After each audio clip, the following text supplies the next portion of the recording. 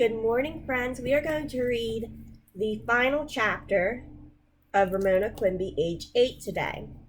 So yesterday we finished chapter 8, Ramona's book report, and Ramona presented her book report in the form of a commercial and had her two friends singing meow meow meow meow meow meow meow meow meow meow meow meow meow meow meow in the back as she presented, and they wore cat masks. It was very entertaining and everyone loved it. And she found out that her teacher doesn't think she's a nuisance after all. Things might be okay. So this is chapter 9, Rainy Sunday. Let's get started. Rainy Sunday afternoons in November were always dismal, but Ramona felt this Sunday was the most dismal of all. She pressed her nose against the living room window, watching the ceaseless rain pelting down as bare black branches clawed at the electric wires in front of the house. Even lunch, leftovers Mrs. Quimby had wanted to clear out of the refrigerator, had been dreary. With her parents, who seemed tired or discouraged, or both, having little to say and Beezus mysteriously moody, Ramona longed for sunshine, sidewalks dry enough for roller skating, a smiling, happy family. "Ramona, you haven't cleaned up your room this weekend," said Mrs. Quimby, who was sitting on the couch, sorting through a stack of bills. "And don't press your nose against the window. It leaves a smudge." Ramona felt as if everything she did was wrong. The whole family seemed cross today. Even Picky Picky, who meowed at the front door. With a sigh, Mrs. Quimby got up to let him out. Beezus, carrying a towel and shampoo, stalked through the living room into the kitchen, where she began to wash her hair at the sink. Mr. Quimby, studying at the dining room table as usual, made his pencil scratch angrily across a pad of paper. The television set sat blank and mute, and in the fireplace a log sullenly refused to burn. Mrs. Quimby sat down and then got up again as Picky Picky, indignant as the wet world outdoors, yowled to come in. "Ramona, clean up your room," she ordered as she let the cat in a gust of cold air into the house. "Beezus hasn't cleaned up her room." Ramona could not resist pointing this omission out to her mother. "I'm not talking about Beezus," said Mrs. Quimby. "I'm talking about you." Still Ramona did not move from the window. Cleaning up her room seemed such a boring thing to do. No fun at all on a rainy afternoon. She thought vaguely of all the exciting things she would like to do. Learn to twirl a lariat, play a musical saw, flip around and over bars in a gymnastic competition while crowds cheered. "Ramona, clean up your room." Mrs. Quimby raised her voice. "Well, you don't have to yell at me." Ramona's feelings were hurt by the tone of her mother's voice. The log in the fireplace settled, sending a puff of smoke into the living room. "Then do it," snapped Mrs. Quimby. "Your room is a disaster area." Mr. Quimby threw down his pencil. "Young lady, you do what your mother says, and you do it now. She shouldn't have to tell you 3 times.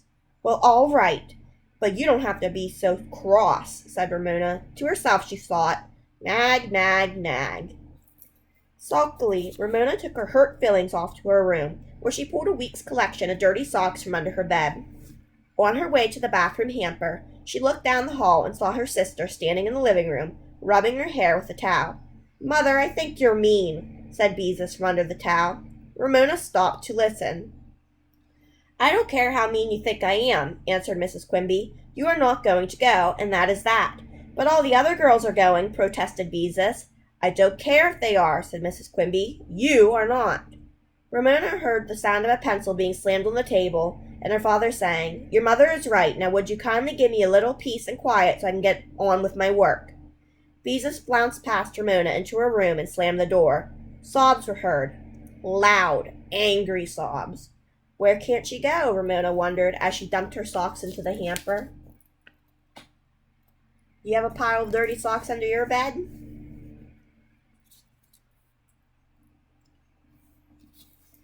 Then, because she had been so good about picking up her room, Ramona returned to the living room, where Picky Picky, as cross and bored as the rest of the family, was once again meowing at the front door. "Where can't Beezus go?" she asked. Mrs. Quimby opened the front door, and when Picky Picky hesitated, vexed by the cold wind that swept into the room, assisted him out with her toe. "She can't sleep over at Mary Jane's house with a bunch of girls from her class." A year ago, Ramona would have agreed with her mother so that her mother would love her more than Beezus. But this year, she knew that she too might want to spend the night at someone's house someday. "Why can't Beezus sleep at Mary Jane's?" she asked. "Because she comes home exhausted and grouchy." Mrs. Quimby stood by the door, waiting. Picky's yowl was twisted by the wind, and when she opened the door, another cold gust swept through the house. "With the price of fuel oil being what it is, we can't afford to let the cat out," remarked Mr. Quimby. "Would you like to take care of the responsibility if I don't let him out?" asked Mrs. Quimby before she continued with her answer to Ramona. "There are 4 people in the family, and she has no right to make the whole day disagreeable for the rest of us because she has been up half the night giggling with a bunch of silly girls. Besides, a growing girl needs her rest." Ramona silently agreed with her mother about Beezus coming home cross after such a party. At the same time, she wanted to make things easier for herself when she was in junior high school. Maybe this time they would go to sleep earlier, she suggested. "Fat chance," said Mrs. Quimby, who rarely spoke so rudely. "And furthermore, Ramona, Mrs. Kemp did not come right out and say so, but she did drop a hint that you are not playing as nicely with Willa Jean as you might." Ramona heaved a sigh that seemed to come from the soles of her feet. In the bedroom, Beezus, who had run out of real sobs, was working hard to force out fake sobs to show her parents how mean they were to her. Mrs. Quimby ignored the sighs and the sobs and continued. "Ramona, you know that getting along with the Kemps is your job in this family. I've told you that before." How could Ramona explain to her mother that Willa Jean had finally caught on that sustained silent reading was just plain reading a book? For a while, Willa Jean wanted Ramona to read aloud a few boring books the Kemps owned, the sort of books people who did not know anything about children so often gave them. Willa Jean listened to them several times, grew bored, and now insisted on playing beauty shop. Ramona did not want her fingernails painted by Willa Jean, and knew she would be blamed if Willa Jean spilled nail polish. Instead of Mrs. Kemp's taking care of Ramona, Ramona was taking care of Willa Jean. Ramona looked at the carpet, sighed again, and said, "I try." She felt sorry for herself, misunderstood and underappreciated. Nobody in the whole world understood how hard it was to go to the Kemp's house after school when she did not have a bicycle. Mrs. Quimby relented. "I know it isn't easy," she said with half a smile. "But don't give up." She gathered up the bills and checkbook and went into the kitchen, where she began to write checks at the kitchen table. Ramona wandered into the dining room to seek comfort from her father. She laid her cheek against the sleeve of his plaid shirt and asked, "Daddy, what are you studying?" Once again, Mr. Quimby threw down his pencil.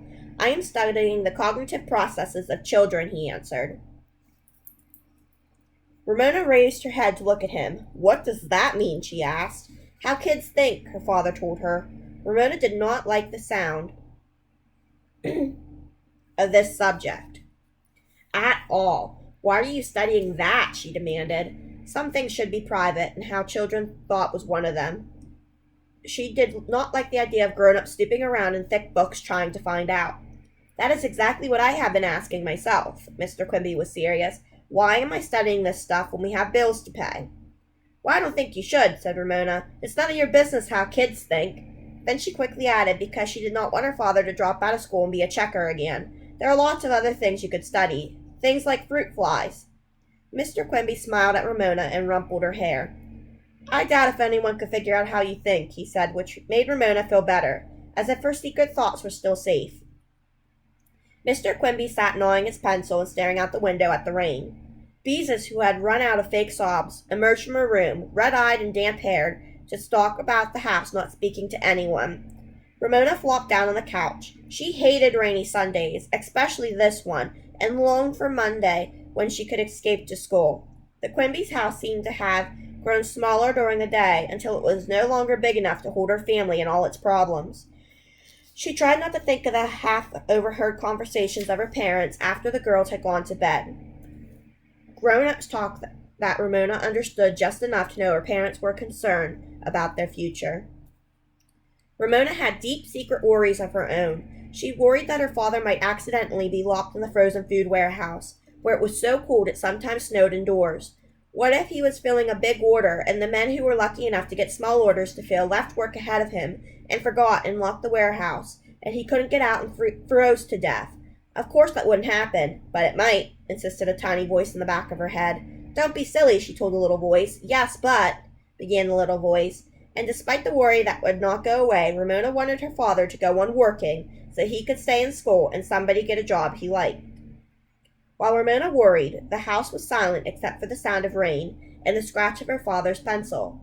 The smoking logs settled in the fireplace, sending up a few feeble sparks. The day grew darker. Ramona was beginning to feel hungry, but there was no comfortable bustle of cooking in the kitchen. Suddenly, Mr. Quimby slammed shut his book and threw down his pencil so hard it bounced onto the floor. Ramona sat up. Now what was wrong? "Come on, everybody," said her father. "Get cleaned up. Let's stop this grumping around. We are going out for dinner, and we are going to smile and be pleasant if it kills us. That's an order."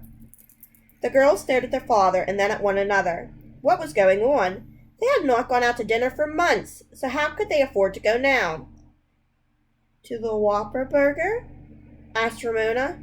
"Sure," said Mr. Quimby, who appeared cheerful for the first time that day. "Why not? The sky's the limit." Mrs. Quimby came into the living room with a handful of stamped envelopes. "But Bob," she began. "Now don't worry," her husband said. "We'll manage. During Thanksgiving I'll be putting in more hours in the warehouse and getting more overtime. There's no reason why we can't have a treat once in a while, and the Whopper Burger isn't exactly your four-star gourmet restaurant." Ramona was afraid her mother might give a lecture on the evils of junk food, but she did not. Gloom and anger were forgotten. Clothes were changed, hair combed, Picky was shut in the basement, and the family was on its way in the old car with the new transmission that never balked at the backing down the driveway. Off the Quimby sped to the nearest Whopper Burger, where they discovered other families must have wanted to go out of the house on a rainy day, for the restaurant was crowded and they had to wait for a table. What do you think's going to happen next? Are they going to have a nice family meal? Or is something crazy going to happen? Stay tuned. Have a great weekend.